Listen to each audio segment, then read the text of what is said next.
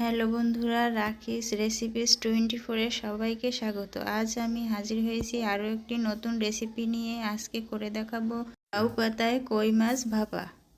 মজার একটা রেসিপি, না টেনে পুরো ভিডিওটা দেখতে থাকুন। কড়াইয়ে একটু তেল দিয়ে দিলাম। তেলে পেঁয়াজ, আদা, রসুনগুলোকে একটু নেড়ে চেড়ে ভেজে নিতে হবে। হালকা করে ভেজে নিলেই হবে। নামিয়ে এগুলোকে একটু বেটে নেব। এবার কয়েকটা লাউ পাতা এখানে ভালোভাবে ধুয়ে নিয়েছি। কই মাছগুলোকেও ভালোভাবে ধুয়ে পরিষ্কার করে নিয়েছি।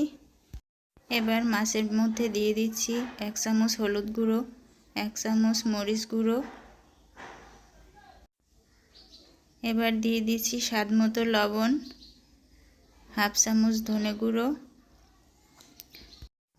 ভেজে নেওয়া আদা, রসুন ও পেঁয়াজ বাটা আর 1 চামচ জিরে বাটা। এবার দিয়ে দিচ্ছি তেল। এবার মশলাগুলোকে ভালোভাবে মাছের সাথে মেখে নেব।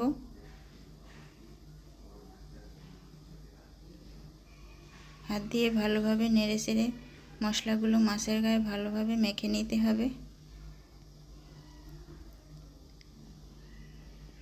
এবার ভালোভাবে আমি এগুলোকে মেখে নিয়েছি। লাউ পাতাগুলো একটু সাজিয়ে নিচ্ছি।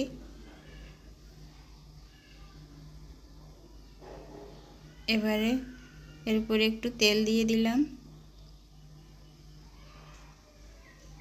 এবারে মাছগুলোকে দিয়ে দেব।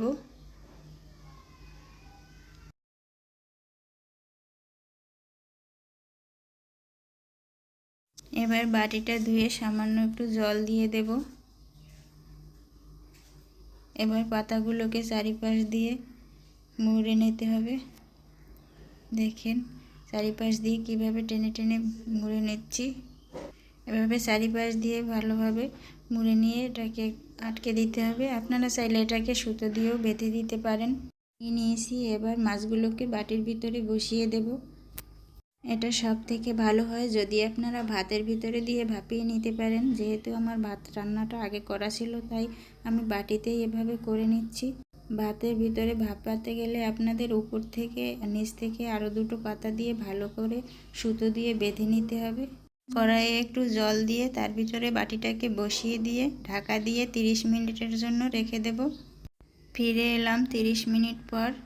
এবার এটাকে খুলে নিয়ে আপনাদেরকে দেখিয়ে দিচ্ছি। ব্যাস তৈরি হয়ে গেল মজাদার লাউ পাতায় কই মাছ ভাপা।